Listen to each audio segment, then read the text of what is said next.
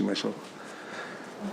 Welcome to the Standing Committee on Crown Central Agencies. I'm Terry Dennis, the chair. With us today, we have Elena Young, chitting in for Erica Ritchie as deputy chair. We have Mr. Steve Bonk, Mr. Daryl Harrison, Mr. Terry Jensen, Mr. Greg Lawrence, and Mr. Travis Kiesik, substituting for Dana Scorpat. Person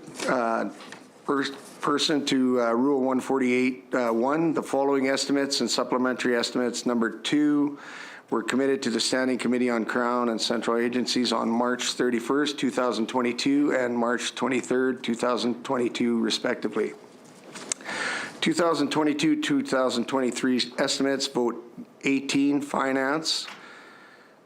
Vote 12, Finance Debt Servicing. Vote 33, Public Service Commission. Vote 13, SAS Builds and Procurement.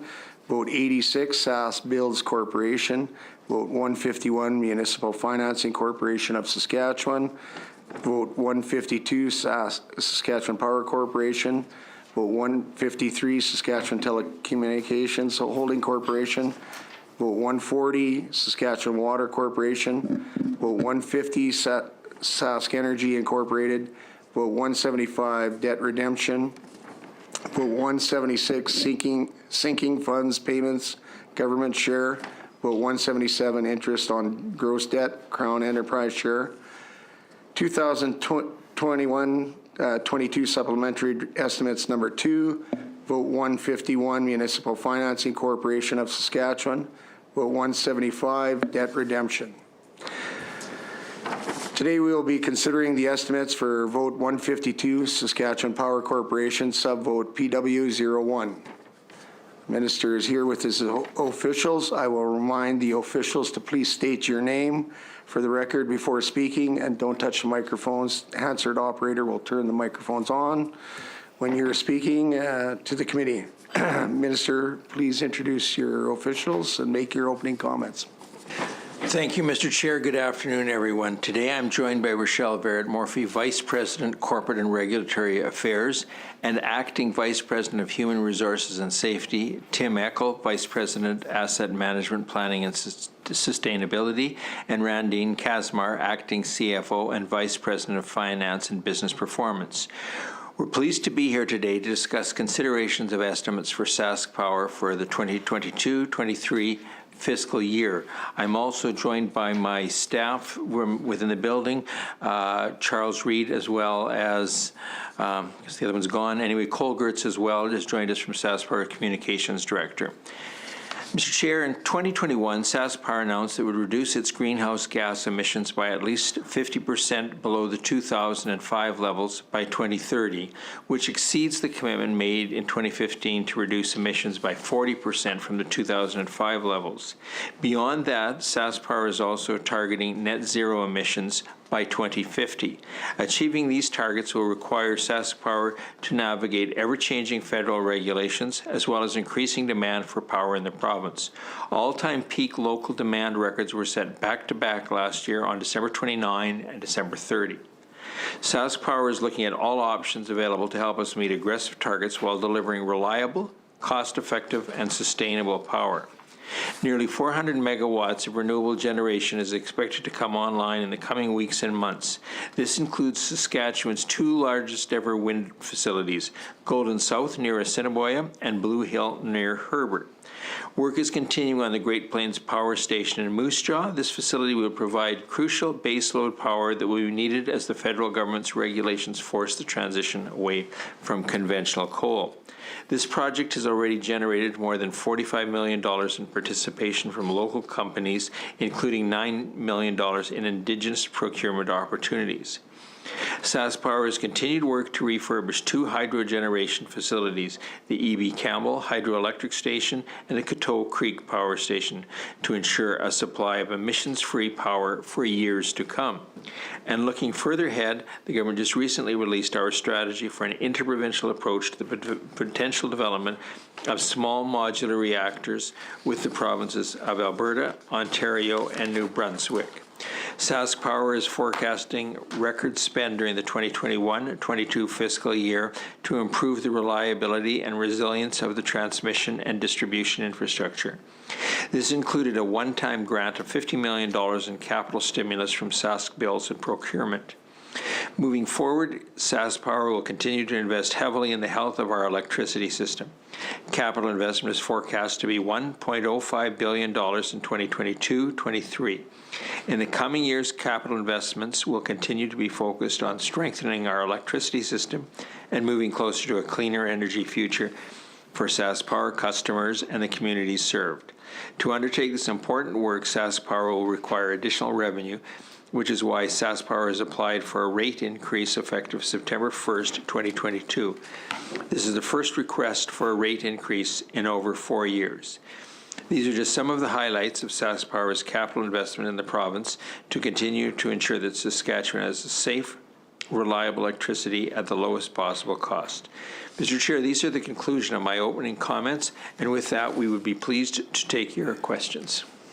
Thank you, Minister. Do we have any questions? Ms. Young? Thank you, Mr. Chair. And before we begin, I'd like to extend my thanks to the Minister, his staff, and officials for being here. I've said this before, I will say it again, Sask Power is my favorite crown and my favorite file. And I truly did, even sitting in opposition, really enjoy the time that we were able to spend together last year on Sask Power estimates and annual reports. It is something I look back on fondly, believe it or not, for Crown and Central Agencies estimates, but I do say that to indicate that I'm really looking forward to the next couple hours and will endeavor to be as concise and specific with my questions, and if there is anything for which the information is not available either at all or currently, I can certainly appreciate that. I will also strive to provide a little bit of an overview of each kind of section of my questions, as I have attempted to organize them into a couple categories to help keep certainly myself on track and hopefully make this a bit more convenient and functional for yourself and the officials present. With that, I think maybe the easiest place to start is the roughly $1.1 billion in capital that's been discussed for this year. Are there details that can be provided as to the nature of that spend? I'm going to ask one of the have an official that will answer that. Okay. Randine Kasmer, Acting CFO, Sask Power. So a little more detail breakdown on our $1.05 million that we plan to spend in 22-23. So for capital sustainment, $419 million, growth and compliance, $487 million, and strategic and other investments, $147 million, for the total of $1.53 billion. Perfect. And forgive me for those last two categories. The last one was strategic investments and Investments. Yeah, can you expand on what that would include? So it's strategic priorities for our corporation. So for the upcoming years, it will be on the logistic warehouse and on AMI meters. And $487 million in the category prior to that? Is growth and compliance. Okay. And that will be included in there will be Great Plains Power Station. So primarily capital investments related to expanding the power generation capacity for? Yet required to meet new load and safety and other regulatory requirements. Okay. Excellent. Thank you. Understanding that we are going through a bit of a process as it relates to SMRs, and they've currently been in the news recently. Is there a specific investment that's being made this year by Sask Power as it relates to the progression of that memorandum of understanding and the roadmap? There are officials working in both at CIC and at Sask Power that are doing planning work, and you will have noted when the strategic plan was released, it talked about the various stages that would include the applications both to the federal government and the provincial government for licensing applications, site selections of a vendor, as well as public engagement and duty to consult. I think we acknowledged right at the outset that duty to consult would be something that would be triggered, and we would want to go through the process in a thorough and detailed manner.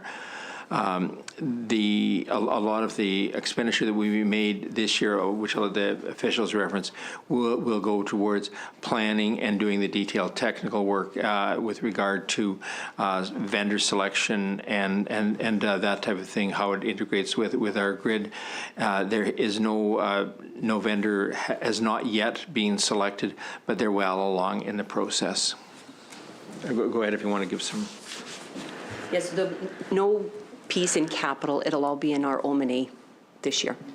Give me that acronym. Oh, sorry, operating, maintenance, and administration. Okay, perfect.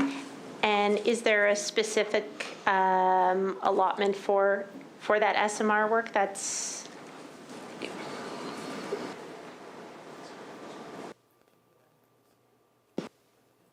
approximately 15 million. you referenced CIC and also folks at Power. Is all of that work being done in-house, or are there also outside contractors? I don't think any outside contractors that we're aware of, but there's staff in CIC, and also they're liaising with the people in environment for getting ready for regulatory applications and addressing environmental concerns as they go forward. Thank you. I indicated I kind of had a heading, and then I didn't tell you what I was talking about. This is kind of my general heading, so this will be a bit of a smorg of essentially SAS Power in the news. So you can probably guess some of the questions that will be in here, and then I plan on asking some questions as it relates to Northern Saskatchewan in particular, workforce, demand and planning, of course, power rates, as well as a bit on climate change and a bit more of a focused inquiry into some of the SMR work, if the clock permits and I'm efficient with my time. So in regards to kind of that SAS Power in the news category, I noted in 2020 and 2021 there were no CO2 sales, and I understand that this was due to failed components. And I guess I'm just looking for clarification on this. I imagine this would mean that then SAS Power was unable to meet the contractual obligations that it would have in relation to those sales. And my questions would be, what, if any, penalties are associated with that? And what costs and in terms of both resources, in terms of both money and time, were necessary to replace those failed components? There was a failure of the compressor unit that compresses the CO2. It's a specific type of device. It's not something you go to a local electrical supplier and say, I'll have one of those. So when the compressor failed, it had to be shipped out of country to be repaired and rebuilt. So it was down for a significant period of time. The plant could run during that period of time, but would not be producing CO2. So from an electrical generation point of view, the plant was operational and performing. However, they were not providing CO2, which had an impact on the net revenue for that. And I'm not sure which official can give us a figure on. Yeah, so for the 2020-21 year, the CO2 revenue was 18.9 million, and the penalty was 2.8 for a net revenue of 16.1. And for the 21-22 year, we're still finalizing those numbers. Okay, but it is anticipated that there will likely be penalties in that year as well. Yes. Okay, and I hesitate to speculate, but I do remember the compressor being quite expensive during construction. It was fairly large piece to move in. Did it need to be replaced in its entirety or just? Shipped away for a repair, rebuild, and I don't know what the compressor cost was new, but you're right. It is one of the most important or expensive pieces that are there. So the repair would be, I'm guessing, several $1 million. It is back, and I'm told it's operation. Yeah. Yeah, Great. I looked around to make sure that they were confirming that it was working today. Yeah.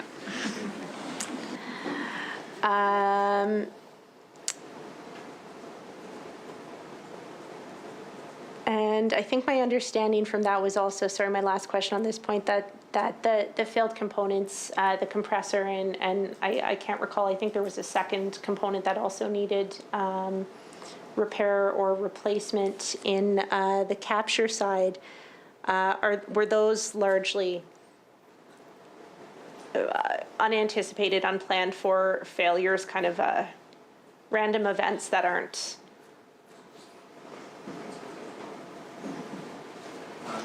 I wasn't aware of there being a second piece involved, but I'll let Mr. Eckel provide the technical background. Yep, Tim Eckel, SaskPower. Yeah, after we got the compressor back in service, shortly after a seal let go, unrelated, I guess, to the compressor, but so that took a week or two to get back on. But it wasn't a long-term item. It was just an item that we scheduled an outage and got it replaced. And sorry, Mr. Eckel, before, or to the minister, I suppose, what was the total period of time that the capture side was out of commission? For the compressor was 84 days. 84 days, okay. Thank you. Moving on to smart meters. Understanding that the planned installation of smart meters was important to help the utility respond to power outages faster, ensure accurate billing, and on, as well as helping customers as well. I did see in the news the other day that due to, I believe, was it a microchip shortage? There's a supply chain issue. They're not able to get the electronic components, the chip that's inside. So they've stopped installing until that's rectified, and I think that's same problem with vehicles and with everything else. I'm not sure how many are installed right now, but they were, how many? 70,000. 70,000 are installed right now. And the ones that are installed are working as expected. I don't know how many people, so I've used this as a bit of an opportunity to urge people to, if you have one, go online, see what you're using, see the different times of day that you're using more or less electricity, log on, find out, how much stuff is there. If you're away from your home and you log in and you find out that there's huge amounts of consumption, your kids are really running the stereo real loud. So I mean, it's a really good tool, so you can be efficient in your own use on the thing. And there's not been any problems with them. I was one of the early adopters, so. Yes, I had, and I say this in jest because I know tone doesn't reflect in Hansard. I unfortunately had a smart meter installed in my house, and my previous meter, I think, was like original to the province, so barely moved, and boy, did my power bills change with the installation of that new meter. But I say that in jest. I understand the. Jess, I think you should know that we're going back to review some of those older, slow-working ones to find out what power was leaked. So, yeah. No, it's just sure. Yeah. On that point, though, hearing the 70,000 number, and I think that the other numbers that I'd seen, at least in my hastily constructed notes here, was that there were 17,000 through volunteers, such as Minister Morgan, who were early adopters, and then 45,000 that were installed for commercial and industry. How many would be, recognizing the shortage, which is due to supply chains outside of Power's control, how many are left to go? And with the important role that smart meters will play for responding to outages, as well as, I don't know if the right term is demand side management, but assisting consumers or customers in consuming less power, is there an anticipated fiscal impact? I don't know if it's a fiscal impact, but there's certainly, the goal is to replace, have the province replaced with new ones, but anyway, go ahead. Yeah, that would be our goal, is to have, you know, all customers on a smart meter, which would be over 500,000 customers. And is it safe to assume there's not a concrete sense of when this shortage may end? Okay, so kind of a moving horizon then. Yeah. We're waiting for an update, so we don't know. Thank you, Minister. So now moving on, I have one question related to SAS Power in the news. Is there a current price tag for wood pole remediation within Power in terms of the infrastructure investments? A price tag? Yeah. You're likely aware we have roughly one power pole for every citizen in the province. So I made light of it, I think, at the last meeting by saying we were going to have an adopt a pole program. But the reality of it is they vary in how long they last depending on the soil or what they were there. So they're replaced sort of as needed, but there's thousands replaced every year. And I don't think we've set a timeline as to when all of them will be replaced, because once you finish, you're starting again. And then I don't know whether you've got.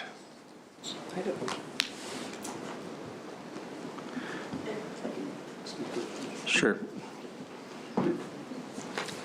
Tim Eckel, SAS Power. We do test the poles on a 10-year cycle. So any that we find are in poor condition, we schedule a replacement, and we do it under numerous programs. So we have like the Rural Rebuild Program, which is 30-some million each year we spend rebuilding rural lines. So some of the poles will be replaced there. Others are done on a single basis. We have, other urban rebuilds, which would replace some of those poles too. So as the minister said, we do replace thousands a year, and it's based on our pole testing. Thank you. So there's not essentially like a deferred maintenance cost associated with, or a risk or a liability that the utility would be aware of related to that? No, we when we do the testing, we also treat the poles for rot, to stop the rot, and we also look for cost-effective ways if we, put a steel brace on them or those types of things. So. Okay. Thank you. I asked because it's been cited, I think, in media reports previously as kind of a measure of the need for capital investment in power, but that's A-okay. I will segue now to a couple questions specific to Northern Saskatchewan that have come in exclusively from stakeholders, whether actually they're exclusively municipalities in Northern Saskatchewan. And I guess perhaps a statement by way of introduction.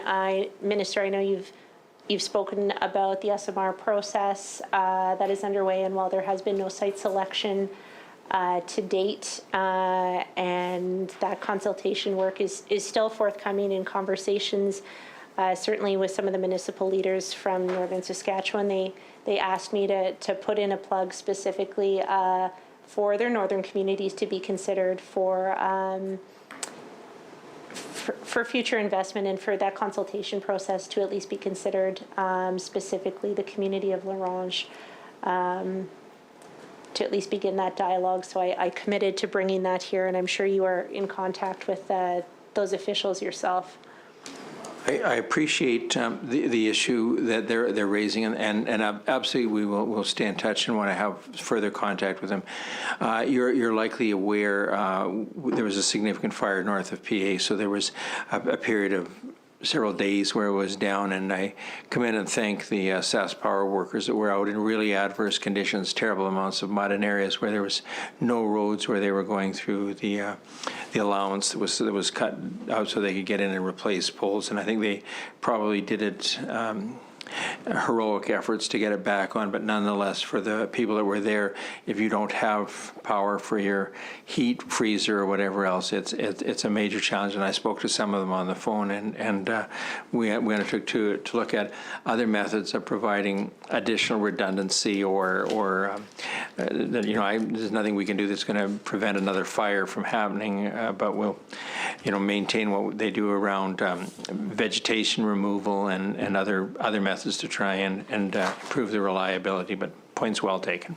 And I would not be the expert on SaskPower infrastructure in northern Saskatchewan, but I do know there is push for consideration of a switching station somewhere up that way to potentially ameliorate some of the concerns with those longer-term power outages, to ensure that it's easier to get the power back on when it does inevitably go out, which does happen. Specific question from the community of South End. How many, and forgive me, I don't know the technical term, but or the title, how many folks who read meters, who go out and do that work, are currently employed by SaskPower in northern Saskatchewan?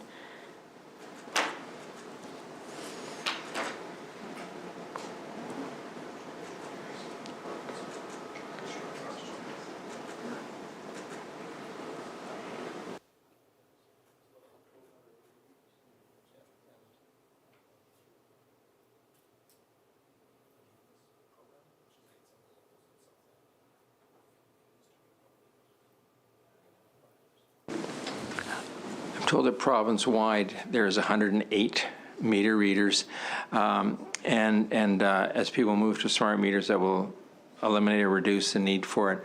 But I understand that in South End, where you visit, there was they're wanting to increase the level of service in meter reading there. So they're apparently working to train local people to be able to read their own meter. Great. Are there provincial or company-wide standards for service time in regard? I admit it's something I've never paid attention to in my own life in regards to how often my meter is read, or I get the tag telling me to do it myself, and occasionally do. Yeah, I'll...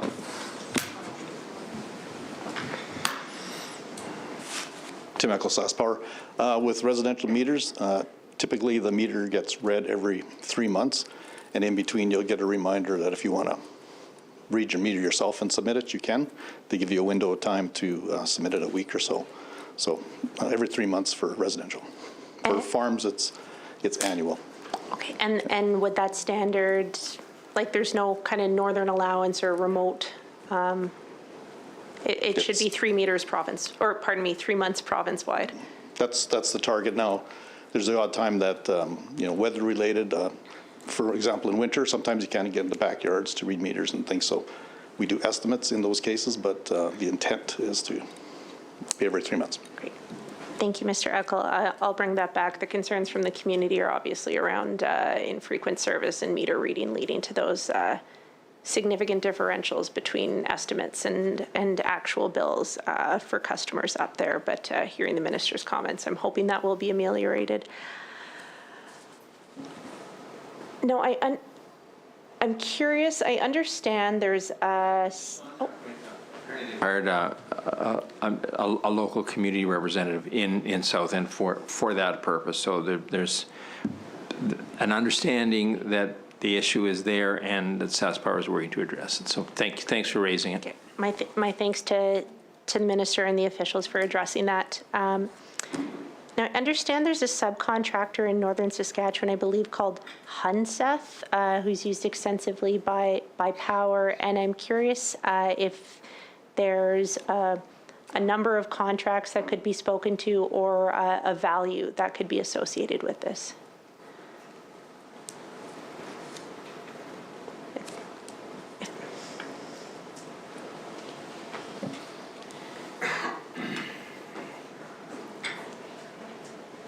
A line contractor. They're based in Saskatoon, and they do work, I think, all over the province for SaskPower and for other entities as well. And I think they've been in business for, I I think they've been in business for decades, because I think the guy that owns the company was a friend of my dad's, so at the risk of sounding really old. Decades, you say? So, but it's, yeah, we can certainly undertake to provide you with an overall number that went to that Sure. company.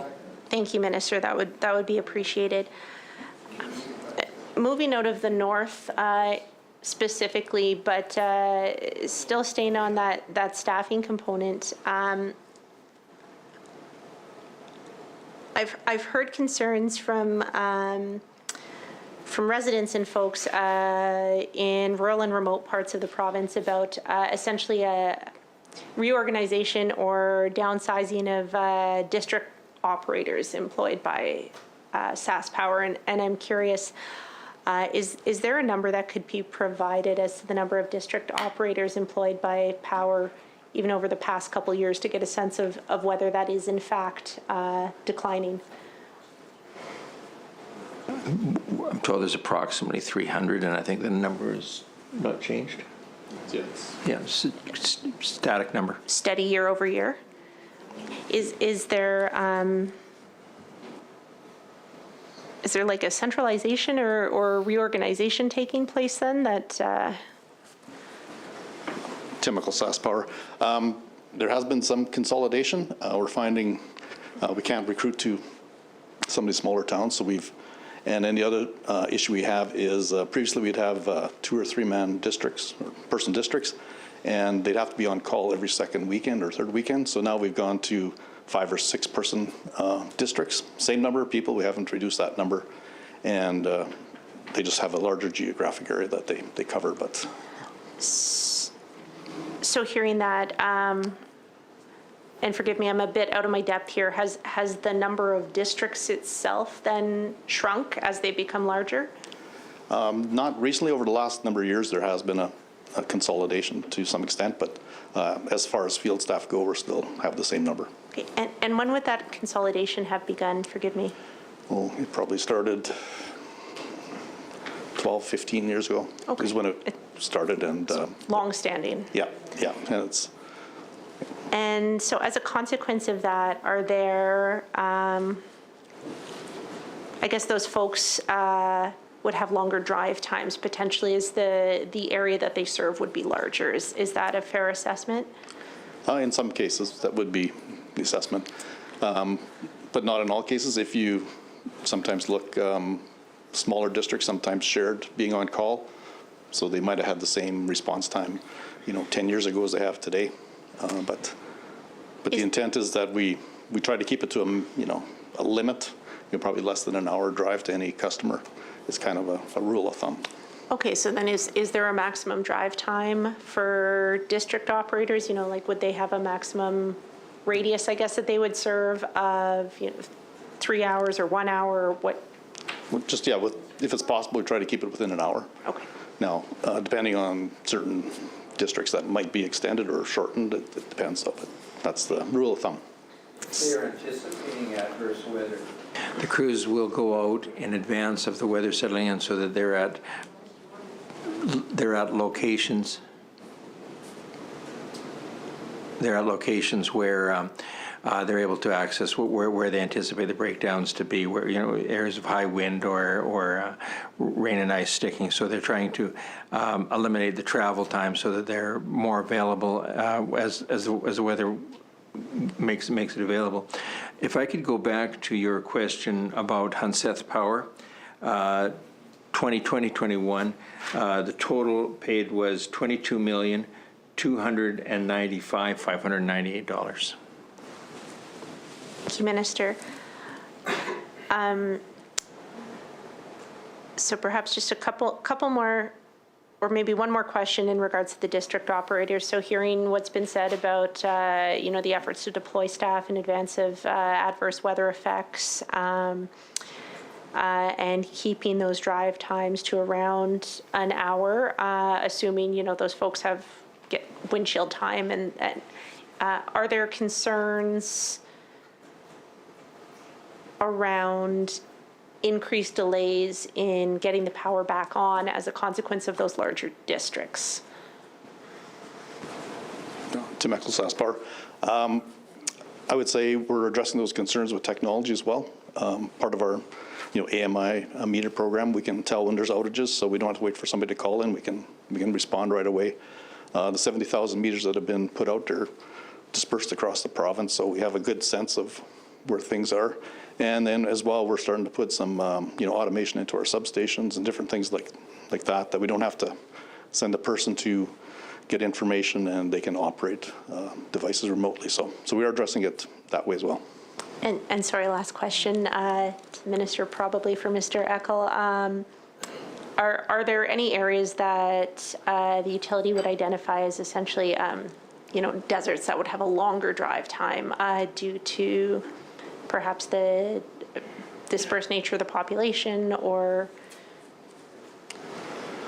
I think a fair response would be in a place like Saskatoon or Regina, your response time is measured in minutes, but if you're an hour or two out of the city, your response time will be significantly longer.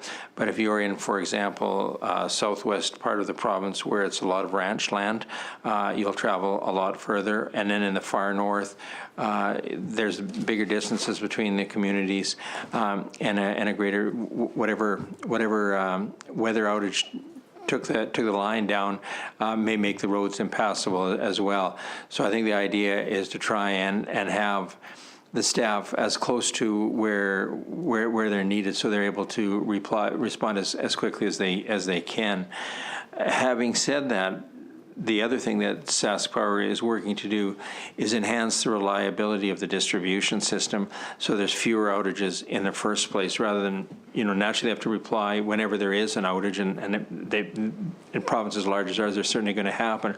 But I think the goal of the corporation has been to try and replace out-of-date poles, to try and remove vegetation or the different things that would cause outages. And naturally, there's not much you can do with a heavy rain or snowstorm that sticks to the lines. But I think that's one of their goals is to improve the overall resilience of the system. Thank you, Minister. Moving on to a subsection I have recklessly titled Demand and Planning. I believe the number of 4,500 megawatts was cited previously as kind of the anticipated need for the province by 2035. Is that ballpark accurate? That's in the range. Perfect. And forgive me, I did not put this in front of myself. What are we at? 3910. 3910.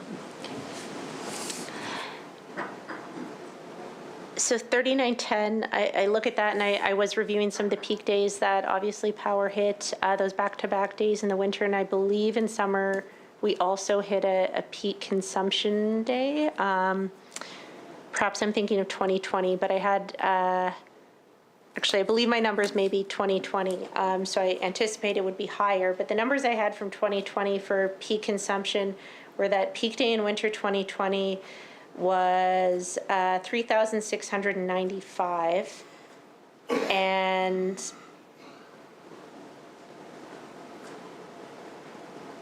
I suppose, projecting out over a decade with significant and much celebrated, and rightly so, industrial investment coming into the province, but with that, of course, comes increasing demands for SaskPower.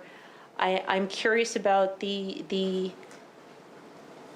consideration that's gone into that 4,500 number, and if the committee could get a sense of, when we say it's in the range, does that include anticipated population growth stated in the province's plans for growth of adding another 300,000 people, another city? I assume that'd be about 120 megawatts. I feel like the projects announced so far, like back of a napkin math, would be probably another 300 megawatts. Maybe, I don't know. But I guess looking at that 4,500 number for planning, hearing that it is in the ballpark, is that a number that you're comfortable with and that we believe is accurate? No, there isn't a number right now that we would say, oh, we're comfortable with this number. We know that we've got anticipated increase in the population, and we know that we've got the canola crush plants coming online. We know that there's a number of different mining operations, so we anticipate the consumption and usage to go up. To compound it, there is the requirement of the federal government for removal of conventional coal. So that is going to require us to have additional generating capacity. So there are a number of initiatives that are underway at the present time, and then the SMR would be one more of those initiatives. The facility at Moose Jaw is under construction now, and I think due to come on in about a year. Yeah, May of 24. May of 24. And we've just completed the one at Swift Current. We will be able to do some upgrades to some of the existing natural gas facilities that will increase the output of some of those. But we need to have longer-term, reliable base load power. I think everybody wants renewables, and there's things underway with regard to wind and solar, and I'm supportive of doing those things, but when it's 40 below and the wind doesn't blow, that doesn't help very much. So I think the simple answer is there is more work to do in the area of ensuring that we're able to provide long-term good baseload power for our province, but SaskPower is aware of it and is working diligently, coming forward with options, SMRs being one of them. I would comment I heard you and other opposition members making favorable comments about the steps the province was taking. I'm well aware that the opposition will do its duty and critique the performance in the government, but I was pleased, and I thank you for the support so far. So thank you. Thank you, Minister. Any comment that begins with, well, I know the opposition, I've heard comments from the opposition, gets me nervous, especially after committee last night. But on that, I would say I think we are in agreement of the importance and the need for energy security for the province in the most comprehensive sense, whether it's generation or whether it's autonomy, and what that looks like. And I believe most people in the province share that belief as well. In opposition, of course, we do have a job to hold the government to account. And on the SMR piece, I would just say, I think, as I've said before, the desire to take politics out of that is real. And as the decision-making process goes forward and as the business case planning goes forward, I would just perhaps state again that I believe a true effort will be made by officials and hopefully by yourself, Minister, but a standalone business case, as well as that true, genuine engagement really needs to happen for the success of this province, certainly for these projects, but ultimately as we look at a real challenge as we get closer to 2035 for everyone here in Saskatchewan. So on that, I guess what I'm hearing is the 4,500 number is a good ballpark, but more will need to be done, and that the number may in fact be higher than 4,500. Okay, seen nods. So on that, I understand, as part of the work that SaskPower is doing, the Manitoba Hydro contract, the new one does come online this year, and I guess a question from me is that import, is that being used for like baseload or economic imports or shortfall imports? I'm going to let the officials correct me if they want to. My understanding is that we import on days where we're either unable to produce enough on very high demand days, or where one of the facilities is not operating, one or more of them. I don't know whether.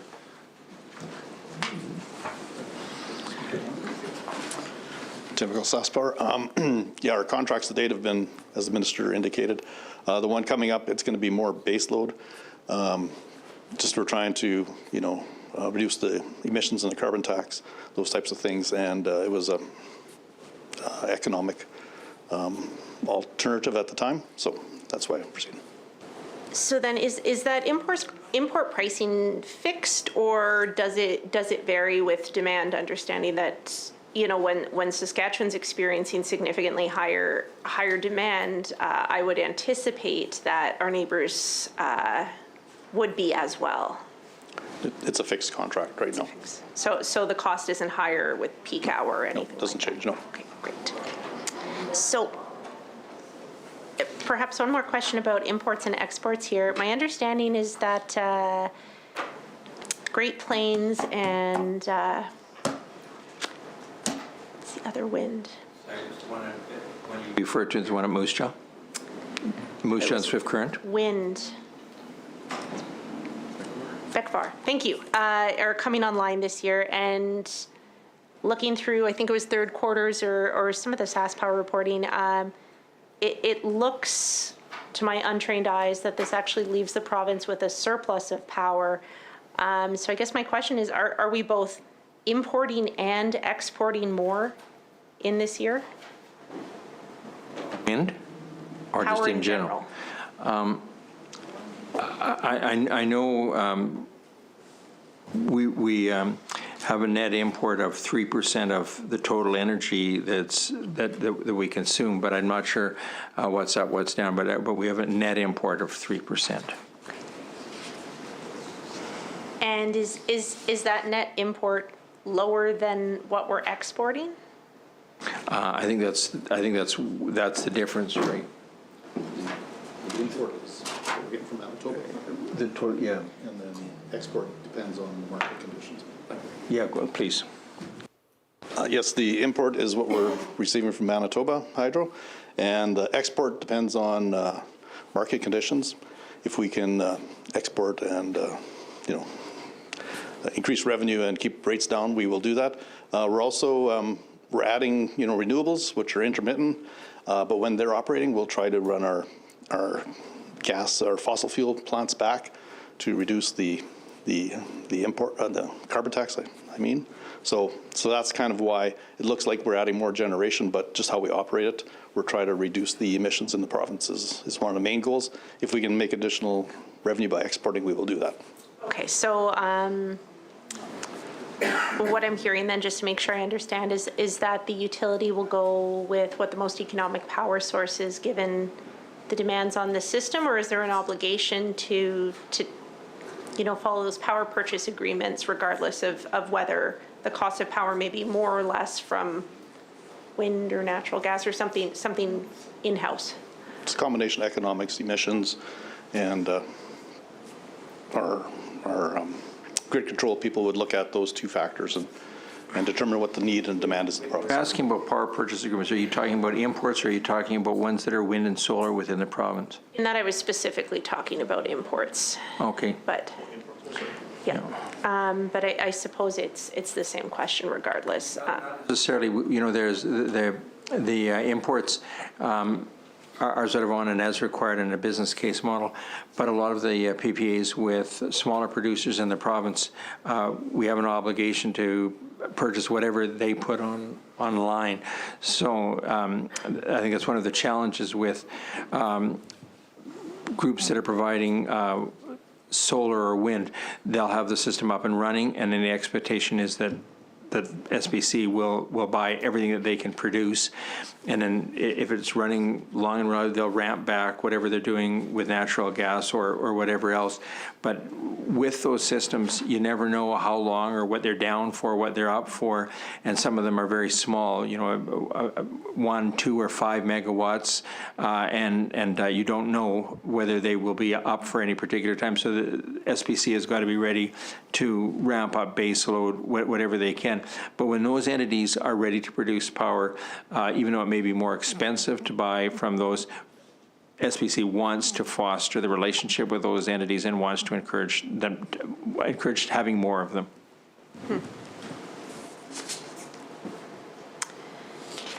Interesting. Thank you, Minister.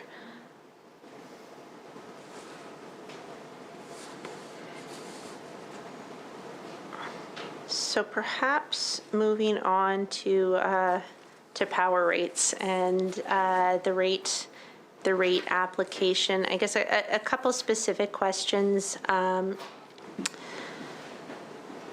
So looking at the rate application, I'm curious, why are Customer Connect's forecast to decline so sharply in 23-24? Is this, I can't square this with the plan for growth.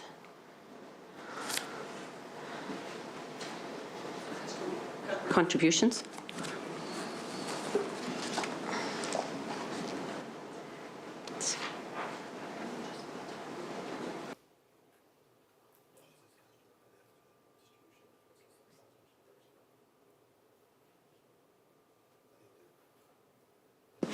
Go ahead.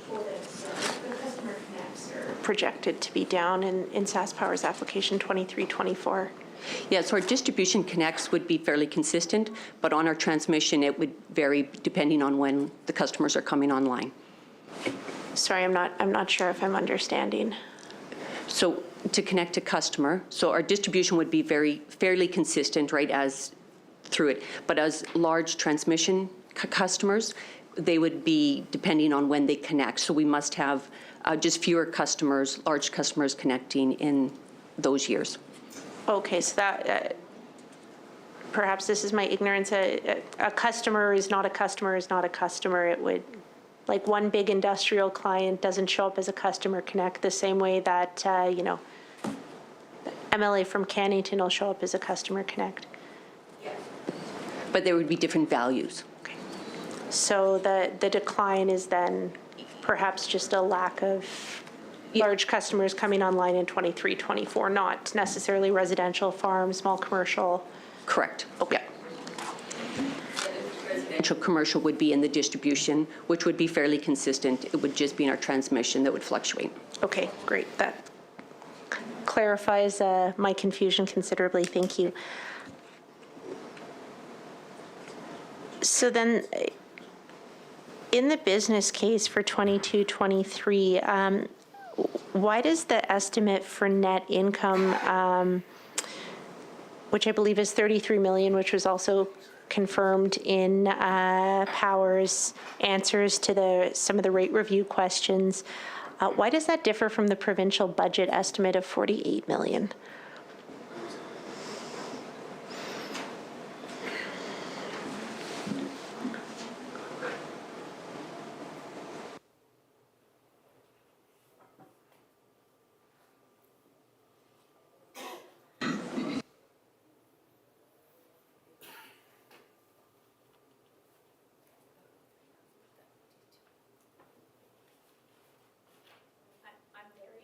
Receive and answer at a later point if appropriate. Good question. We'll provide you with a written response, and I don't have an answer, so. Thank you, Minister.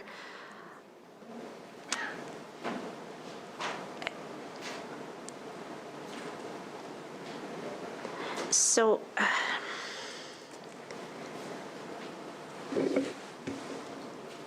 the proposed investment in transmission, which is an increase, I think it's $81 million in 23-24, as well as distribution, which is $15 million, which remains flat. I guess my question is that adequate given the potential in future years for an increased demand in electricity, certainly possibly due to EVs, conversion of water, space heating, or general economic growth? I was chatting with folks from Estevan extensively about the plug-in F-150s and just the challenges to the voltage in their houses and the electrification necessary for that. So looking at those numbers of 81 million and 15 for distribution, is that going to be adequate? I think there's a reasonable expectation that consumer use will increase over time. It used to be that residential house would have a 60 amp breaker. Now most of them have got a 200 amp breaker, and it's because people are using more electrical appliances, electric stoves, dryers, what else. You raise the issue of EVs and how much demand they're going to. Typically, an EV, if you have a charging station in your home, would have a 50 amp breaker. Your stove would have a 40 amp breaker, so it would actually use more than your stove. Your stove will only operate for the short period of time it takes to do whatever cooking you're doing. Your dryer will run a little bit longer because it runs continuously, but the EV charger would on max be running the most. Some people will charge their EV over a longer period of time, 8 or 9 hours, so they can charge around 110 volts, but obviously the efficient way to get a maximum charge is to run it through there. So what will happen over a period of time is those people will likely be encouraged or incented to do the charging late at night when the other usage is gone. So there may be some kind of an incentive to do that. We asked the question about how many EVs there will be. Some manufacturers say they have a goal of 30% or whatever else over whatever period of time that they'll be selling. About 5% of the vehicle have an average lifespan of 20 years, so about 5% are changed every year, whether this will be a faster process. So, but there's no doubt it's coming, and I think electrical utilities across the world are going to have to be ready for electrification of vehicles in one form or another. I don't know whether somebody wants to add. Obviously, my officials thought that was a wonderful answer, so thank you. Delightful minister, truly.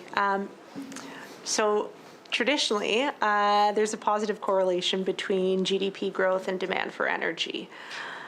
Demand for electricity. But in the submission to the rate review panel, it essentially forecasts no growth in electricity demand for 2022-23 and then 23-24. And yet the number in the provincial budget, I believe, anticipates an increase in GDP of 3.7 in 2022, 2.5 in 2023, and 2.2 again in 2024. And I imagine the officials at SaskPower are significantly more thoughtful than I am, but I'm struggling to reconcile that disconnect. We have the rate review panel here, submission here, so if I'll let one of the officials speak to it. Okay, so the previous couple of years we had lower demand, so that was our forecast. We're currently just working on our Q1 forecast. So in the rate review panel, it is leveled, and then in the next quarter we will have our updated forecast, which we'll include in the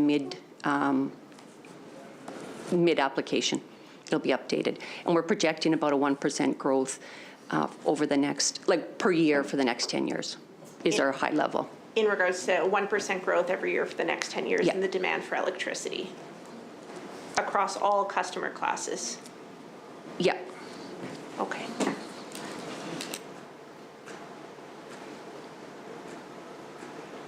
Is that perhaps exacerbated by self-generation? Is that contributing at all? I'm still just trying to reconcile my historical understanding of the correlation between electricity demand and GDP growth and the projections, hearing what you've said about, still working through your forecasting.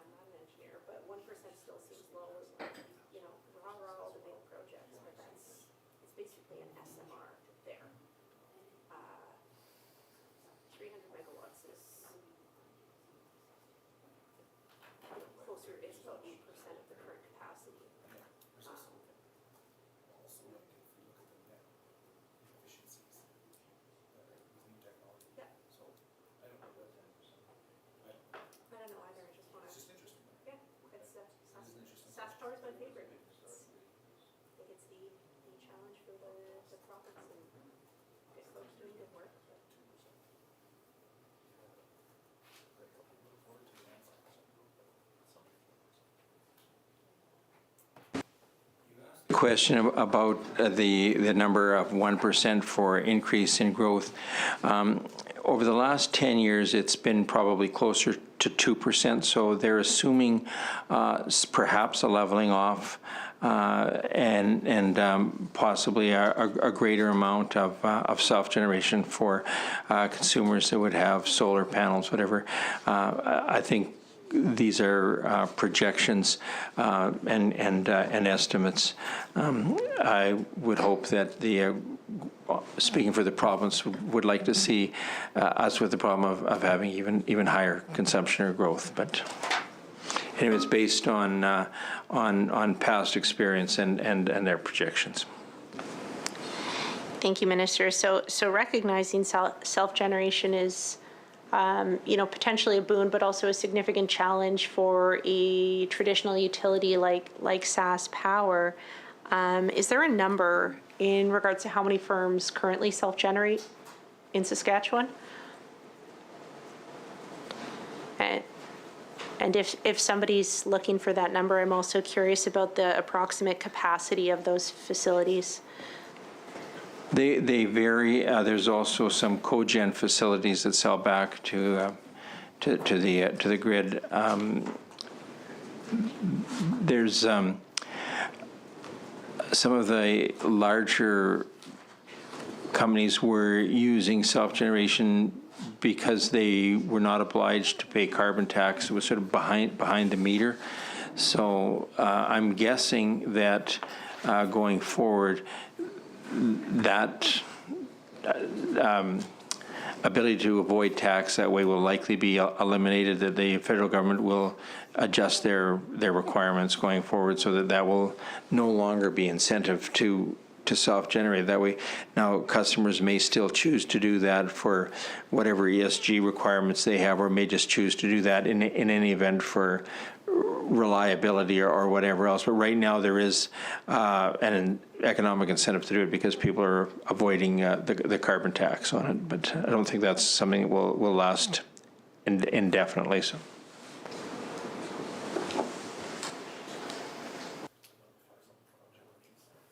There are 2,600 customers in the province that have some form of generation of their own. I don't know how many customers, there wouldn't be customers, but people that are totally off the grid.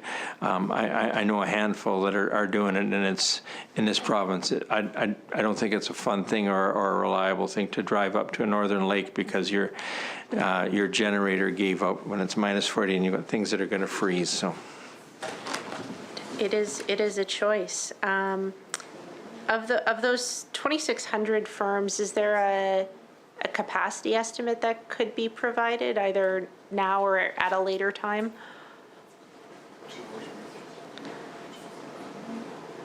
We have a little bit. 42 megawatts of that would be solar. That would be customer generated. And the small independent power producers that are selling back through some form of power purchase agreement is an additional 28 megawatts. Now, I don't know how that translates or how that relates to the 2,600 that are doing it in some form. I think you drive around the province, you see homes all over the place that have got solar panels, so they're doing some. Some of them would be net metering and selling back to the grid. Some of them would just be using for their own consumption. It's interesting. I was assuming there'd be kind of predominantly natural gas in there, but hearing it's solar. People generating their own electricity with natural gas? Or larger, not just, residential customers. I think there's a combination. I think the larger businesses would not be using great amounts of solar or wind. Solar will be done by home producers. The solar farms will be a business venture where people will have acres of it and selling back to the grid. But I don't have a number or breakdown on that. So with self-generation, would those individuals, corporations, be across all customer classes then?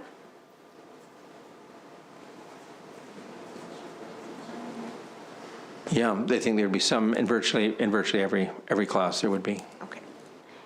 And is that a concern, thinking about the rate review, is that a concern in terms of, customer retention or potential grid defection for SAS Power? And are those concerns built into the application? I think the challenge with customers that either are cogen or self-gen are that the utility has to continue to provide baseload power in the event that whatever system they have goes offline. So if there is a self-gen or a cogen customer that's got reliable baseload power and wants to disconnect completely, that's fine. That's their choice, and it's not an obligation on SAS Power to provide baseload for those people. But virtually all of them have the expectation that the grid will have a line into their business or their home and will continue to provide power. So if their system fails for whatever reason, they flip over and go the other way.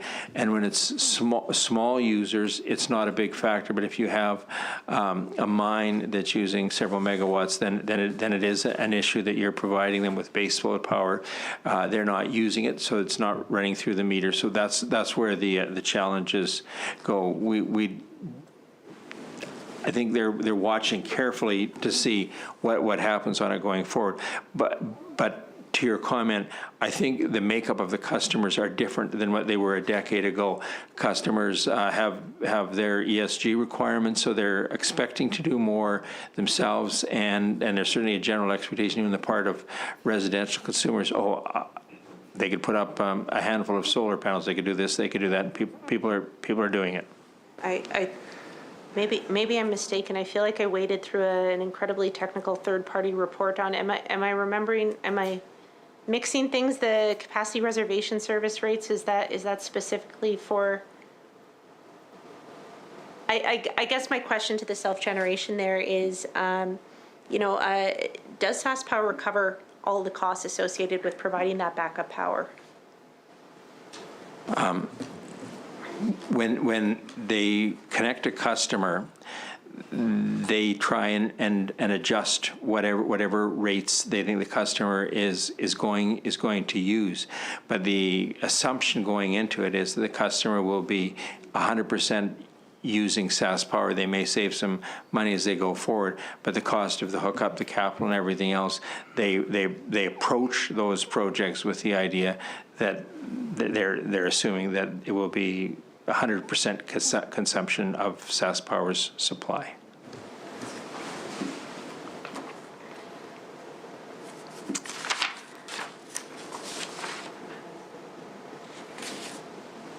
So without the proposed rate increase being, if the proposed rate increase is not accepted or is rejected and the government makes a different decision in terms of the rate increases, I understand that Power's projecting a loss of $28 million in 2022, 2023, and $105 million the subsequent year, which is a fairly significant jump. How do you go from 28 million to 105?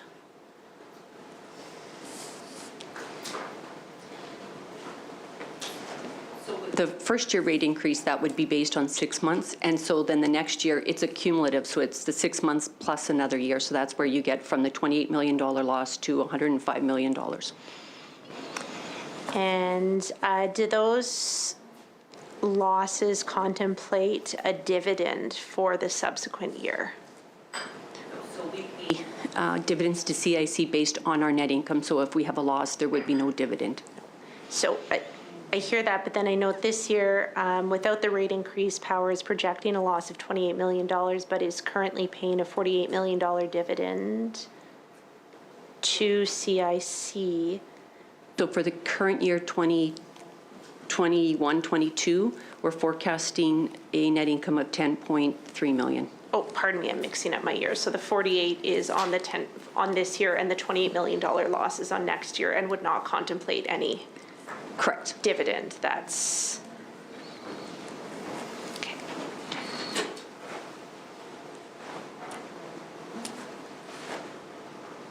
So recognizing this and the decisions that are made around utility rates are, relatively independent, or could change. And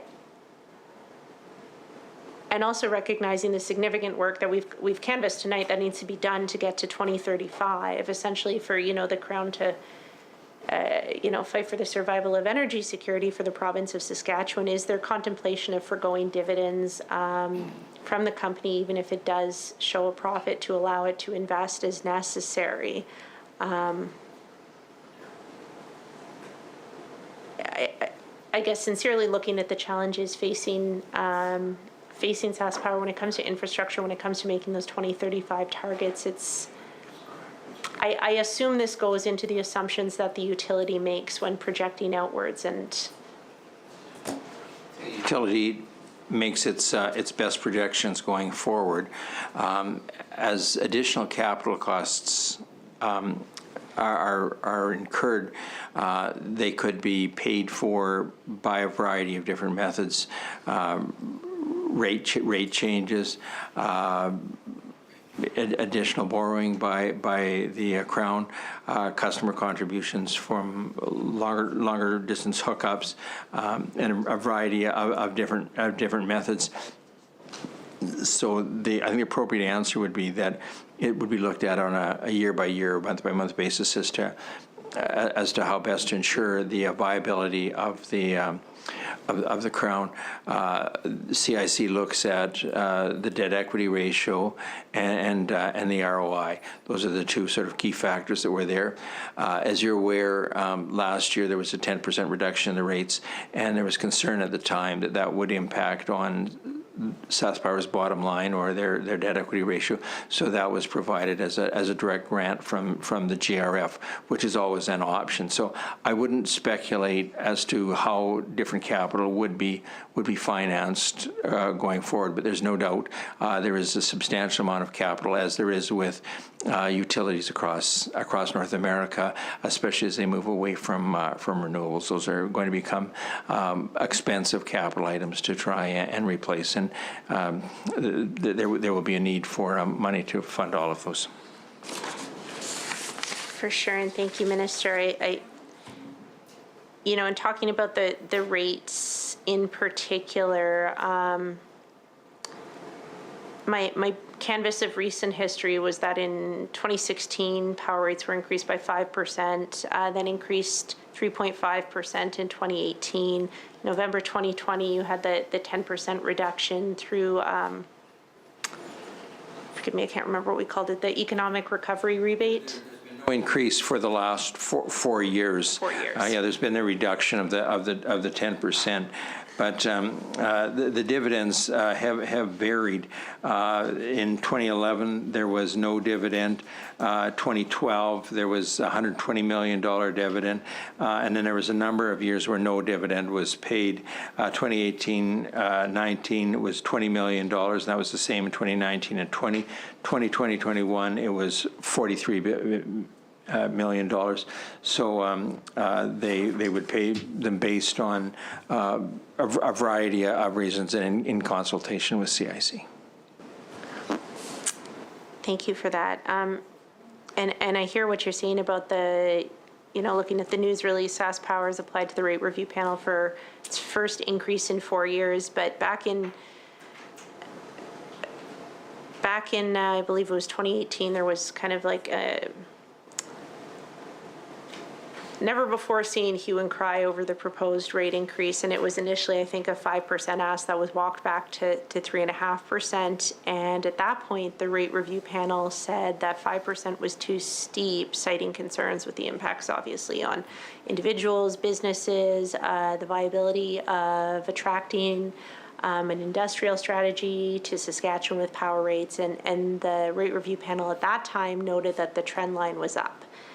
And again, it was 5% in 16, 3.5% in 18. 2020 was down 10% for that GRF transfer, and now it's planned to increase to 4% in September, another 4% in April 2023. So, by my math, that's an 18% increase since 2016. And I see the words and that,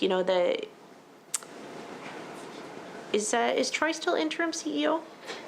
He is. Okay, that interim CEO, King, put on the paper in regards to, power requiring additional funding to increase renewable generation, modernize the power system, and ensure a sustainable future.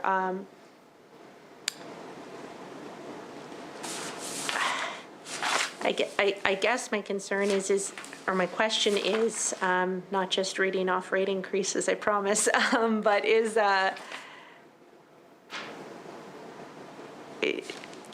if that rate increase is not granted, looking at recent history with the rate review panel, what are the consequences for SaskPower? I think I indicated, there are other options available that are there. You have the rate review application to look at, so you know what the demands are, what information the Crown utility is putting forward. I don't speak for the rate review process. They operate independently, where Cabinet is not obliged to accept that recommendation, and in some cases hasn't accepted the recommendation. So I don't want to speak for either the rate review panel or what Cabinet might do when it comes forward. But I think if you've looked at the numbers, and I think we've talked about them today, and we know what the needs are for expansion and for growth. We also know that the costs of a number of the input costs for SaskPower, cost of natural gas, cost of wages have gone up, and those ones will see inflationary pressures sort of there. I commend the senior management at SaskPower for working with other Crowns, trying to do Crown collaboration and trying to find savings by common line locate services and a variety of other processes. So we expect them to be as efficient as they can while maintaining the best possible service for the citizens and businesses of our province. Thank you, Minister. On the rate application, some of this is new to me, so forgive me if I'm misunderstanding. But in addition to the 4% general rate increase, there's the rebalancing maintenance as well. And my read of this from the rate application is that some categories, residential, farms, small commercial and general service, will be going up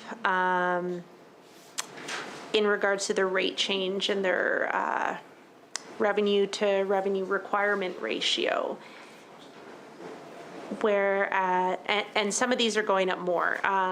I could be misreading, but looking at the submission, it looks like residential is actually experiencing a rate change of 5%, farms 6.3%, small commercial will be going up 3.6%, general service 2.6%. Then we go through to oil fields 1%, streetlights 12%, reseller 5.6%.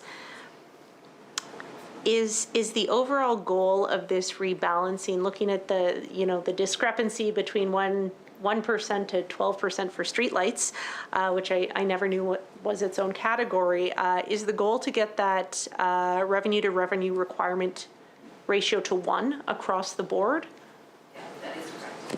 And if we're at 0.98% to 1.02, we say we're within a tolerance.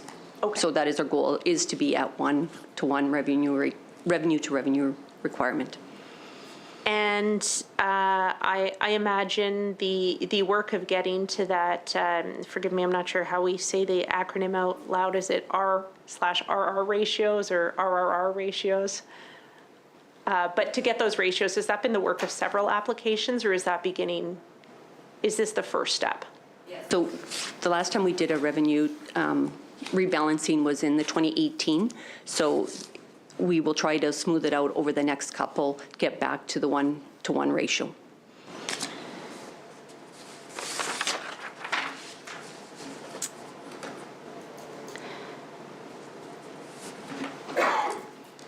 So perhaps One last question in this kind of power rate category. Understanding that, or I believe that when SAS Power designs rates, these rates are designed to include recovery of the lifetime costs of assets. Is that a fair statement? Yes. Okay, good. Included in our cost of service. Yeah, so looking at, what some folks will look at is a significant increase being proposed in the next year. What costs are these rate increases designed to pay for?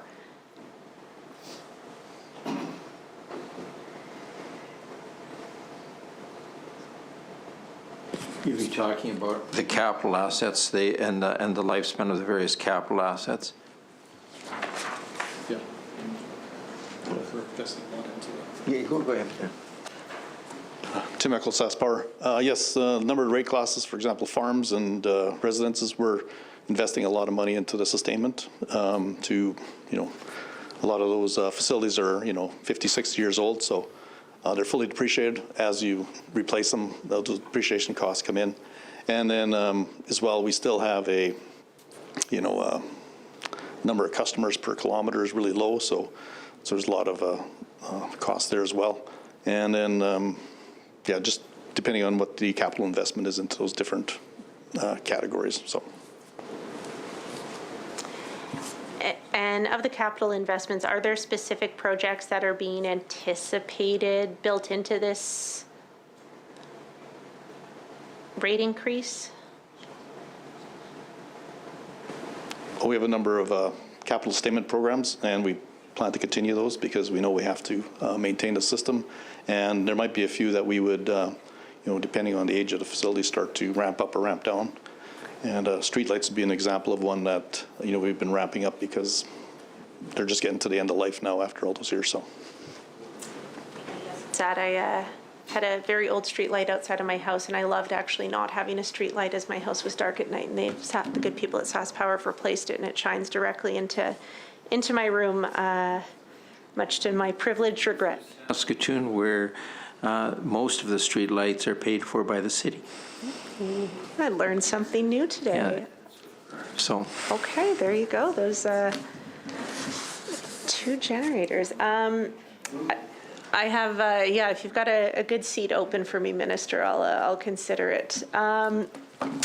Two random questions. I apologize. I neglected to ask these off the top in my kind of grab bag of questions. One question comes specifically from a First Nation, Kakawishtaha. I understand that the province has gone to ISC for a number of utility projects. I believe it's Energy Power and SaskTel.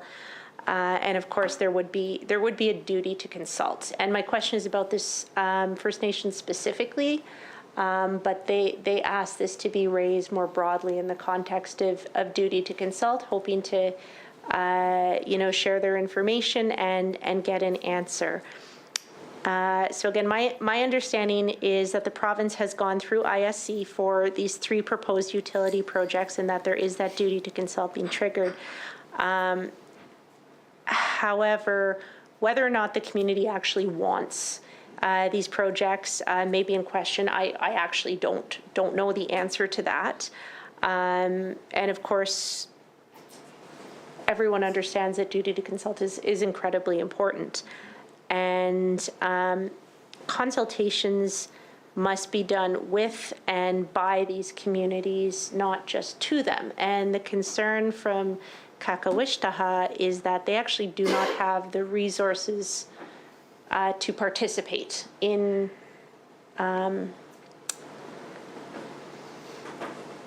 sincere consultations.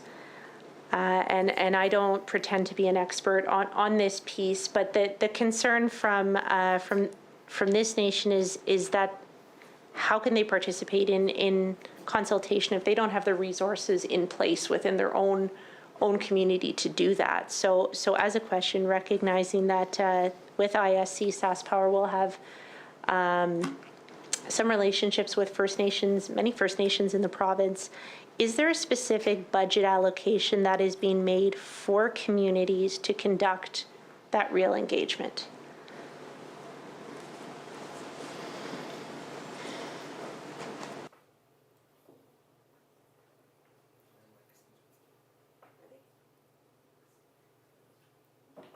I should send this to you then.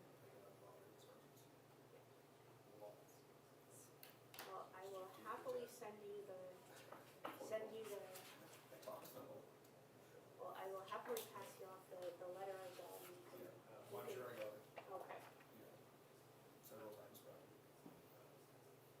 Should get a system where, are you open to casework being sent to you? I've sent casework to other MLAs before and just had like a.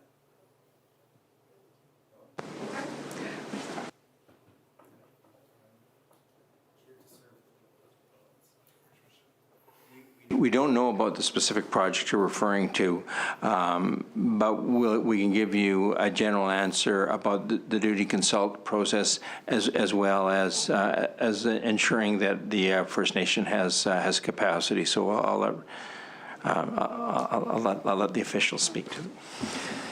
Sure. Rochelle Verrett-Morphy, SAS Power. So we do have quite a bit of experience with the duty to consult within the province just because of the nature of our infrastructure being widespread and impacting many Indigenous communities. So typically the duty to consult is triggered when a regulatory application is made to a regulator. For example, the Ministry of Environment. There's an application made, the Ministry of Environment, if they think there might be impacts, will trigger the duty to consult, and then in some cases delegate aspects of the duty to consult to SAS Power. So those activities are directed by the regulator. However, my understanding and in my experience, there is funding available to help First Nations with duty to consult through the Ministry of Government Relations. Typically is where that comes from. Excellent. So that would go through GR regardless of whether it's coming from a Crown or. That's what we've seen in the past. Yes. Excellent. Thank you. During back chatter, I've learned that this piece of casework belongs to the member from Moosomin, who I will be handing this off to. So thank you for the answer, and thank you to the member opposite. My last grab bag question is in regards to the CEO replacement process and looking for an update on that. And I don't think we've met since Mr. Marsh retired, so I didn't have the opportunity to ask if it's, I assume it's a third-party firm doing the recruitment and interview process? Yeah, all I can tell you now is the process is underway. So, yeah, we wish Mr. Marsh well in his retirement and thank him for many years of good service. He had the best interest of SAS Power and the people of Saskatchewan in his mind at all times. So he was a strong advocate for the utility. So it's his service is much appreciated. So, but anyway, in the meantime, Mr. King is serving as acting in doing a good job. Here, yes, I can't remember the exact number of years for Mr. Marsh of service, much to my regret, but I believe it was I'm like thinking 42. between 85 and 88. Yeah, it's truly remarkable, and I'd add for the record my congratulations and deep appreciation to him for his service. And just to follow up on that, you know, understanding that SAS Power is interviewing, I'm sure many great and qualified candidates for the job. Is it a third-party firm doing that kind of headhunting, search, and recruitment? It's a firm named Boyden. Boyden, okay. Yeah, and yeah, I'm told the process is underway, and I'm deliberately staying hands-off on it. I don't have any brothers that want to work there, so it's, yeah, no, seriously, it should be a process that's run professionally and carefully, and I have faith in the people at CIC and in the folks from Boydens that are doing their work. Great to hear all different kinds of brothers, but I'm sorry once again for the poor humor. no. All right, and sorry, is there like an expected decision timeline for that? Is it, Don't know. Sorry. okay, so could be next year, could be this summer, could be 2035? Okay. Not. Okay. All right. Fair enough. I will leave that there. Let's perhaps move on to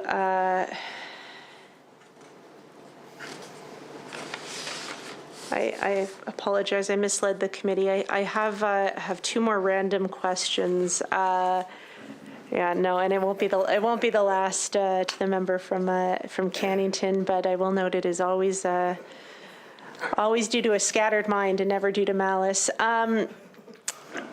My understanding, peak power demand was hit. Obviously, we've spoken about that tonight, and I noted a press release put out by the utility last summer asking customers to limit consumption. But you know, as we know, demand goes up with heat and with cold. Extreme temperatures in both make it difficult to generate. I believe the minister quoted we hit peak demand twice this winter, back-to-back days. And in the press release this summer issued, it noted that industrial customers are occasionally asked to curtail usage. Year over year, is this trending up? Those requests to industrial customers to curtail their usage, and you know, kind of what does that look like? How many times has it occurred, and is this trending up or down? Temecula SaskPower, I would say last summer was an exceptional year in summer for heat. There was they called it a heat dome, and we hit some broke record temperatures across the province. So in that instance, we did contact a few industrial customers who were willing to help out. They just shift their time to production to another time of the day. So, but as far as trending, I would say no trend right now that I'm seeing, and you know, our goal is to try to serve all the load that the customers are looking for. Okay, perfect. Thank you. I understand there are, as a risk, environmental reclamation costs associated with the decommissioning and reclamation of SaskPower's 3 coal-fired electrical generation facilities. I know those decommissioning plans are you know, made as a matter of fact by process, and I believe reviewed every 5 years. But there are potential costs and risks associated with that decommissioning and reclamation work that may be necessary. Is there a cost that can be put to the risks associated with that? So we set up obligations for the decommissioning of our whole units as a whole. So like at the end of March of 21, we had $257 million provision for the decommissioning of our coal, gas, and wind facilities. So point of clarification. So when you say for the unit as a whole, would that mean that, you know, with say boundary 4 being down, that decommissioning and reclamation and associated costs wouldn't be realized until potentially like 3, 4, 5, and 6 were all down? That is correct. Decommissioning of 4 and 5 won't happen till the whole the whole facility is decommissioned at once. Okay. And that number that was quoted, that was associated with only the coal generation or coal and natural gas? Our decommissioning provisions. All the decommissioning. Okay, thank you. Before you go on to your random question, I have They're organized after this. I have I want to make a correction. Folks behind me have said, when we talked about SMRs, you asked about whether stuff was done by staff or by consultants. Apparently, there are some consultants working on the process, some on a technical basis, and some will be working on engagement. They'll be using whatever external resources they might need for that. So, Thank you for that clarification.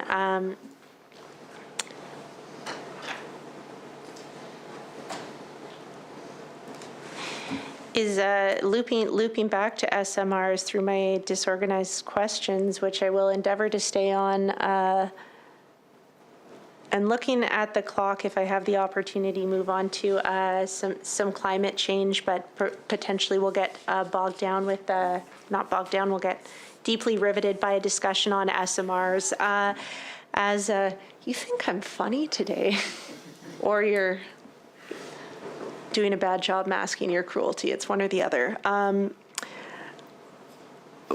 Noting the conversation that already occurred this afternoon in regards to SMRs and the government's indication that it will make public the business case for the purchase and installation of a 300 megawatt SMR this fall. I would assume earnestly that there will be potentially an array of secondary items, ranging from research to potential for uranium refining, increased royalty revenue, and so on. All of those may play into a business case. Is the intention of the minister to commit to the provision of a business case, including an economic assessment that focuses solely on the SMR and the related SAS power expenses, for items such as site preparation, new transmission requirements? Or would a business case include those not unimportant, but tangentially related opportunities such as, uranium refining or potential for research development at the U of S or wherever it would be? I think those are, you refer to them as tangential. I think the tangential but important things that you raise, I don't think I'd want to commit to specific which ones would or ought be included, but I think what the process should include is enough information that the public feels comfortable with the decision-making process and enough background of the cost of the facility, the cost changes to transmission lines, et cetera, the various things that are there, what the job opportunities will be there during construction, during operation, and those are the things that I'm sure they'll want to know. The tangential but important ones, we may want to have some further discussion about them, but I'd welcome your comments on the tangential but important items, because I think if they are of some significance, we should have a discussion as to what other things can or ought be included, and I'd certainly welcome either an offline discussion or whatever presentation you'd want to make. I have no desire to water down the process or limit it so that people want to challenge it later on. I'm hoping for a thorough and frank input from the people of the province. We've indicated that there's no doubt that this will trigger duty to consult. I've reached out to some First Nations groups already, sort of to give them a heads up that this is coming, and we're wanting not just their input but their involvement in the process and in what's taking place. Yeah, thank you, Minister. I genuinely appreciate that, and for the record, and all people watching at home or chuckling across the way, I'm by no means an expert on this. But I believe that, the provision of a business case that focuses solely on SMRs for SAS power is important. That, the costs indicated for a 300 megawatt facility on the high end, I believe they were cited in the news as, at the very high end, at the $5 billion mark. And with the realities that Saskatchewan is facing, federal regulations with the challenges that come along with that, SaskPower's, speculated contemplating the purchase of up to 4 SMRs, which is, the overnight cost of that. And I don't say this to denigrate the opportunity. I think the minister knows where I stand on this, but the overnight cost of that is astronomical. And it would, more than double potentially the net debt. And folks would have concerns about the cost of electricity. So I guess my plug there is just, not to dismiss those tangential but important considerations, but those should not cloud the analysis for SMRs.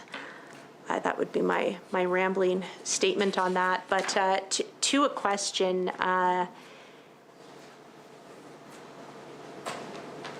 Is there a cost of power necessary to make the business case viable? Cost to power to make it viable? Yeah. I'm not sure if I understand the question.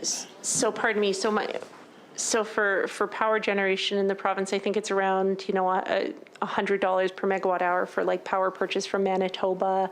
Sometimes up closer to 104.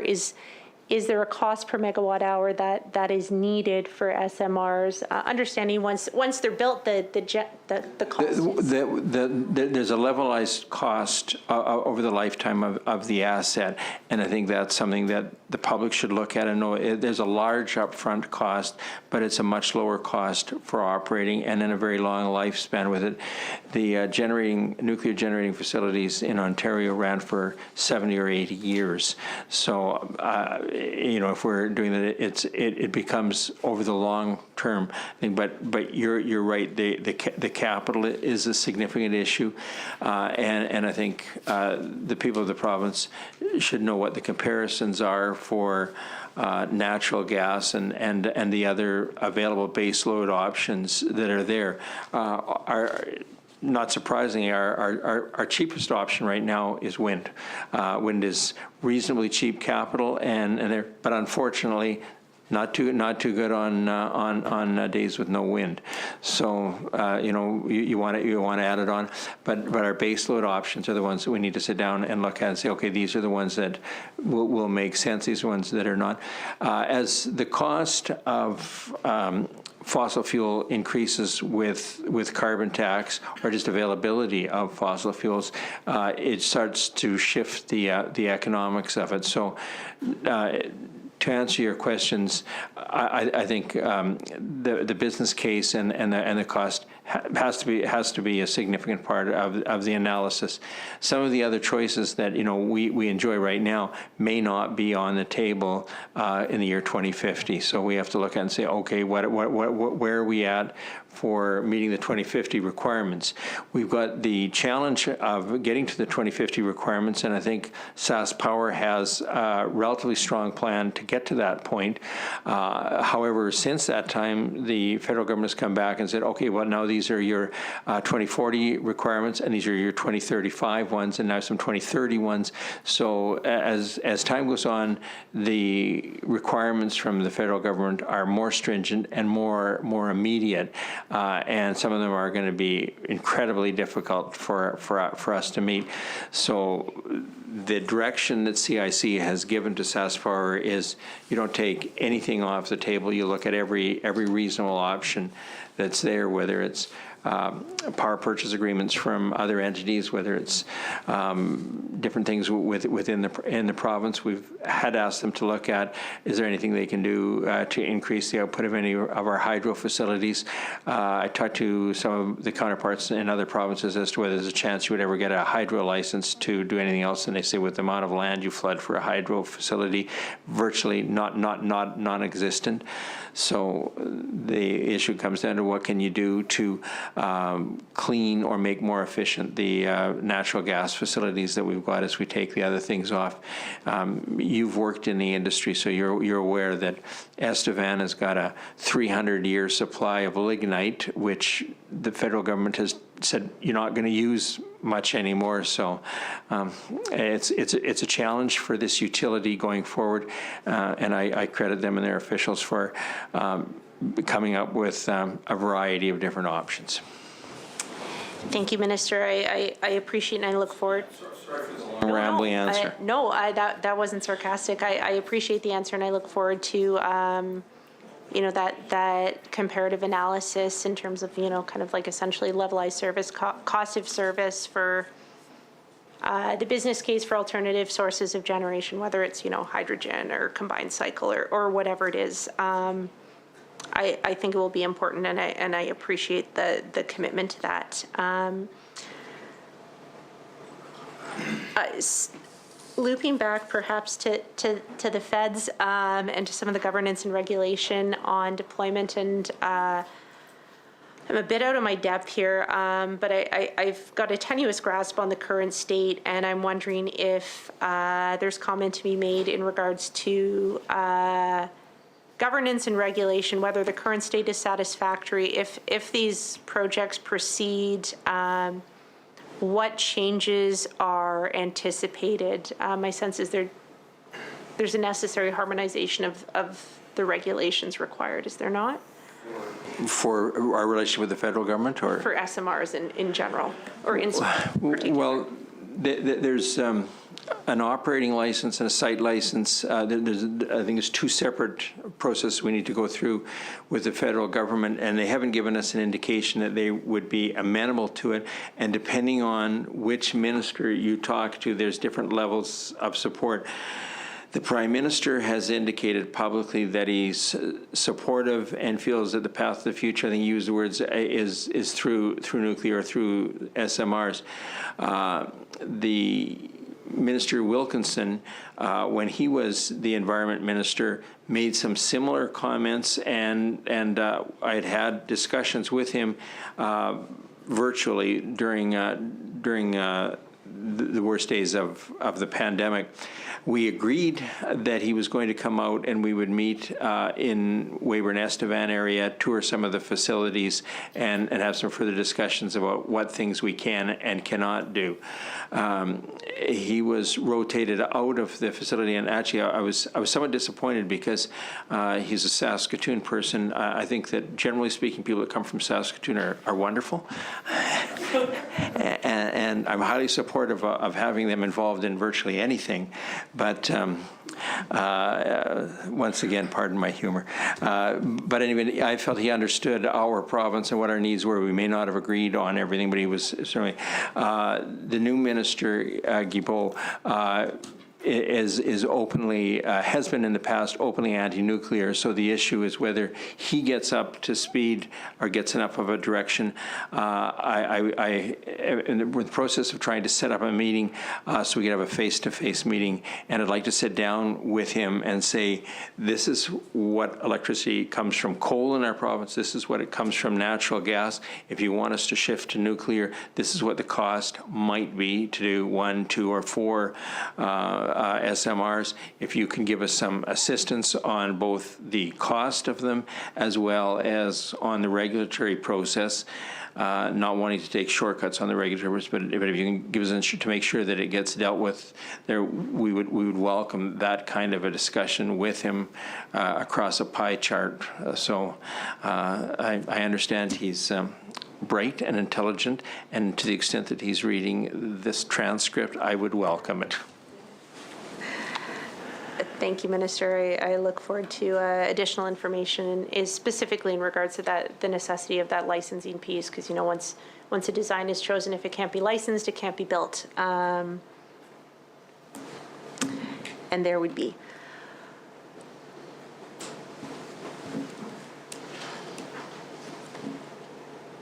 I guess one last question on SMRs. Tangentially related to SMRs, and I've touched on this before. I haven't heard this from SaskPower, but I have heard this from prominent SMR vendors speaking in Saskatchewan about the potential for Saskatchewan, which is blessed with exceptional geology, serving as a global geological repository for nuclear waste. Nuclear waste is obviously part of the concern that some folks will have. Some people may have around SMRs. And I guess I'm curious if that conversation does occur, not suggesting it is occurring, I don't know, have no information as to that. Would that be a conversation happening with SAS Power, or would that be through a different ministry of government? Talking about storage of spent fuel. Yeah. I think the expectation would be that we would partner with OPG or Bruce Power and store in Ontario. That's where they're storing their spent fuel right now, but not under discussion to store in Saskatchewan. Okay, so no discussion happening currently. Okay, awesome. Thank you. Love a clean answer. Okay, respecting, we're getting. Yeah, we're done at 5:15, right? Yeah. Okay, perfect. Site selection for fuel storage in Ontario. Yeah, and I did review that in the report that was put out last week, and I may have misunderstood, but I thought there were two processes going forward. There was one that had identified those two locations, but then there was a secondary process going on. Looking more broadly at Canada for future potential geological storage, but Yeah, at this point in time, there's facilities available in Ontario. I've talked to the people in Ontario, and they said so that's the plan. Great, thank you, Minister. Couple last questions, and looking at the clock, but I know the chair will cut me off promptly and mercilessly. More kind of in the it's how they grow them in Kenora. Couple questions on efficiency and climate change. In 2021, Efficiency Canada scored Saskatchewan as second last, which is an improvement from 2021 when sadly we were last. And I know, and I've experienced as a consumer, some of the good work that SAS Power has undertaken for efficiencies, but we are tied for last place with Alberta when energy efficient programs are considered. Could the minister officials speak to greater efforts being undertaken to work with customers on energy efficiency? A quick J-scan of Manitoba Hydro or Quebec or BC, they do, of course, have a different makeup than we do, but they have significantly more programs and efforts than SAS Power. So what initiatives does SAS Power have? What plan does SAS Power have for new energy efficiency initiatives? Saskatchewan and Alberta do not have abundant or any significant amount of hydro. Ontario, if you look at their pie chart, they've got hydro and nuclear. So their production within the electrical utility is easy targets to meet. The same with Manitoba and Quebec. Saskatchewan, Alberta do not have that. So for us, we have to work at cleaning the grid, operating more efficiently. So we have the 2050 targets. We will be 50% of that by 2030. So we're actually ahead of what the plan was, where they need to be by way of adjusting to different fuels, different efficiencies within the operation of the grid. So I think they're going as well as or better than what they initially anticipated going into the process. It's becoming more challenging because of the change in direction from the federal government, and naturally they'll work to the best of their ability to try and achieve the goals. The 2050 target was something that was manageable by a number of things. It was a number of years out, allowed for the longer term engineering, design, development of other generating facilities, newer technologies. So anyway, I'm pleased to see that they're making the progress that they are. The other half of your question is what they're doing with their customers to try and assist them. I can tell you on an energy side, the average consumption of natural gas in a household is down about 20 or 25% over the last number of years, in spite of the fact that we've got bigger houses, more lights offering, more facilities, just because of various plans to do better insulation, window designs, high energy furnaces, water heaters.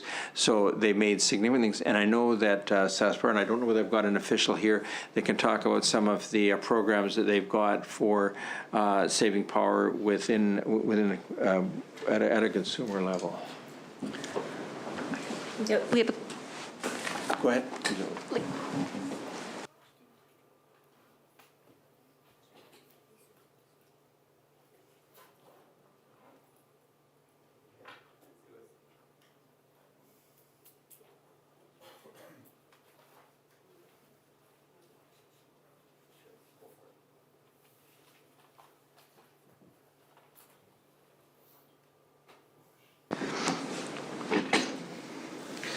I think to your point, there's a desire on the customers that they want to see and do more.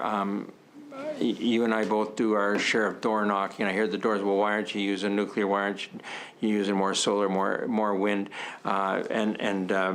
Why aren't you helping me buy solar panels for my house, or why aren't you helping me do those? We've got the net metering program, which gives some people a benefit if they wish to have solar panels. But anyway, I will let Rochelle.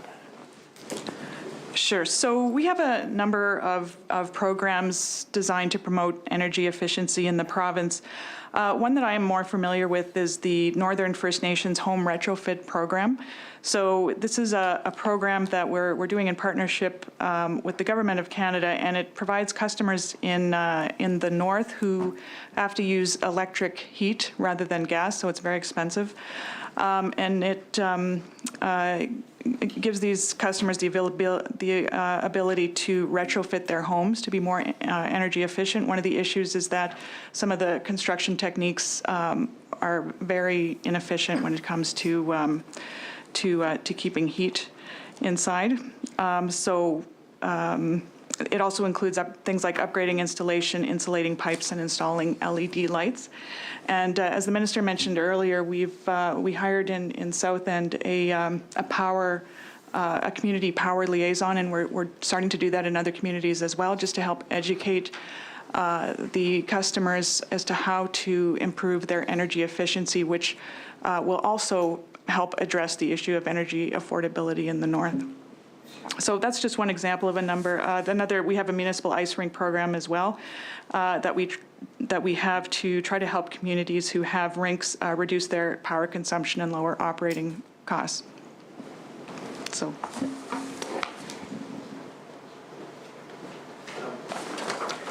Yeah, the issue with what customers can do, and then Rochelle talked about what individual customers can do.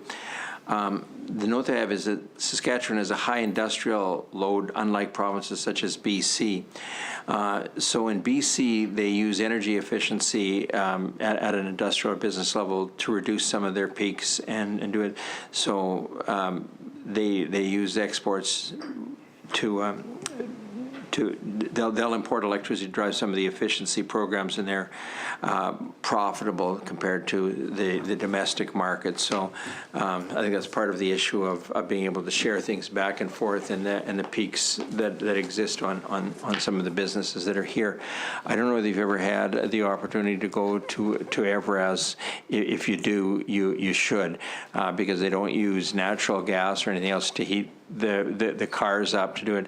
They electrocute the cars, and there's a lot of sparks, arc, whatever else, and then molten electricity, or molten steel comes at the bottom, and it's a big steel shell of a building with no heat, no insulation, and they don't need it when they're electrocuting cars. So it's one of SaskPower's best customers. One last question. Okay, let's make it a doozy then. The Chinook Power Station, 350 megawatt single-fired natural gas turbine. I know Capital Power out of Edmonton is repurposing its coal-fired turbines to run on natural gas, but can also use hydrogen as a fuel source. Looking at the future of power generation, is there the capability for fuel for the turbine at Chinook to be switched with hydrogen? Yeah, I guess I'll leave it there since I get one more question. I think I'll let Mr. Eckel answer. I think the goal is going forward, we have coal and natural gas, and whether there's other things that could be used to operate those turbines are things that have to be looked at going forward as we have to phase from conventional coal to natural gas or to moving from single cycle to combined cycle. And but I don't know if you... Sure. Tim Eckel, SaskPower. Yes, we've been looking at hydrogen, looking at our gas fleet. Some of our units can run from anywhere from 10 up to almost 30% of hydrogen with the existing units. How we get that fuel there, that's a whole other story. And there's lots of work being done on the vendors like Siemens, which is the vendor at Chinook, to develop a 100% hydrogen turbine. So there is work going on, and we could use a blended amount in Saskatchewan. Thank you.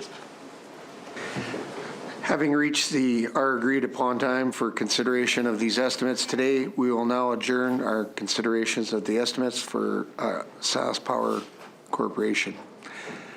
Minister Morgan, do you have any closing comments? Thank you, Mr. Chair. Yes, I know it's approaching supper time, so I'll keep my comments down to probably under 45 minutes or so for closing. I would like to thank you, Mr. Chair, the committee members on both sides, people from Hansard, Ledge Assembly Services, the building staff, broadcast services, and everybody that works to putting this together. In particular, today I would like to thank the staff at SaskPower for the work they've done, not just over the last year, but the last number of years to give us one of the best utility services that there is in North America. A lot of the individuals that work there worked outside under terribly adverse conditions to maintain and restore electricity during some of the worst weather and worst winters that we've had in a long time. So I think on behalf of all of the citizens of the province, I want to thank the members of IBEW and Unifor for their great work that they continue to do, as well as all of the rest of the people that work there. So thank you, Mr. Chair. Thank you, Minister. Ms. Young, do you have any closing comments? Thank you. I'll be brief. My thanks to the chair, to the minister, and to all of his officials present and in the background preparing for this, as well as committee members, all the building staff in Hansard who make these evenings so efficient and make us look so good, as well as to our noble clerk who keeps us on track. Thanks, Mr. Chair. Thank you, Minister. I'd like to thank the Minister, the officials, committee members, and the staff here for their work today. I'd now ask a member to move that this committee do now adjourn. Mr. Harrison moves. Is that agreed? Carried. This committee stands adjourned until the next call of the chair. Thank you.